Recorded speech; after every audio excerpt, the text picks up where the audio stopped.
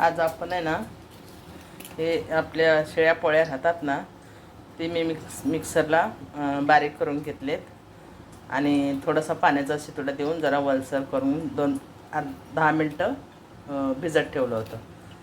आणि त्याला लागणारं हे 2 कांदे कापून घेतलेत, वरनं टाकायला कोथिंबीर कापून घेतली, थोडं हिंग घालायचं आणि तडक्याला राईचं, ही हळद, लाल तिखट आणि ही शेंगदाण्याचं कूट. आता आपण शिळ्या पोळ्या राहिल्या ना तर कधी पण आहे ना तुम्ही फेकून देऊ नका. हे बघा, आता मी तेल घातलंय, त्याच्यात राई घातली आहे ना, हे चांगली तडतडायला लागली. आता आपण आहे ना ह्याच्यात कांदा घालून घेऊ.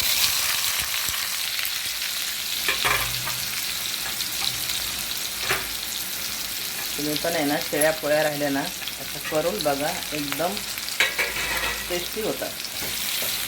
मी शेळ्या पोळ्या राहिल्या ना, मी असंच आहे ना शेळ्या पोळ्यांचा चिवडा करते. आता चांगला हे लालसर थोडा कांदा होऊ द्या.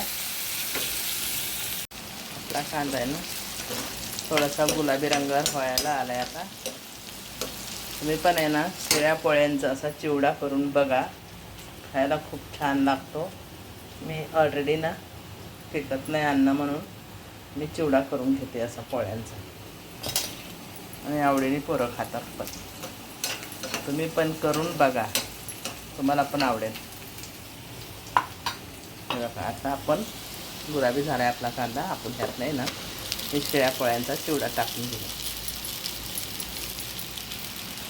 आता ह्याच्यामध्ये हे लाल तिखट, हळद आणि शेंगदाण्याचं कूट हे टाकून घेऊ.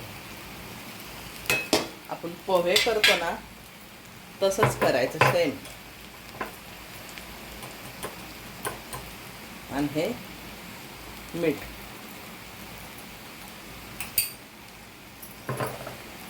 आता ह्याला हलवून शनी मी झाकून ठेवणार आहे. मस्त चिवडा होतो शेळ्या पोळ्यांचा, एकदम छान होतो.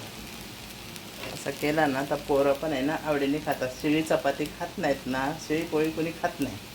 मग असा चिवडा केला ना तर पोरं आवडीने खातात आणि माणसं पण खातात, सगळेच खातात. तुम्ही पण कधी ना असा चिवडा करून बघा. आता आपण 2 मिनटं त्याला चांगलं वाफवून दिलं आहे. आपण त्याच्यात आता कोथिंबीर घालूया.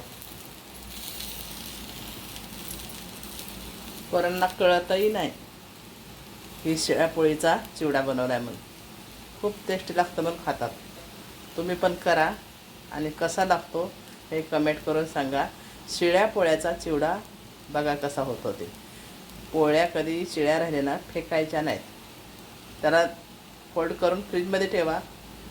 5-6 पोळ्या जमल्या की त्याला मिक्सरमधून काढा आणि थोडंसं पाण्याचा शितोडा देऊन ठेवा 2 मिनटं, आणि नंतर आहे ना असा चिवडा बनवा. तुम्ही बघा किती छान लागतो ते. तुम्ही पण असा करा शेळ्या पोळ्याचा चिवडा, आणि कसा लागतो हे मला कमेंट करून सांगा.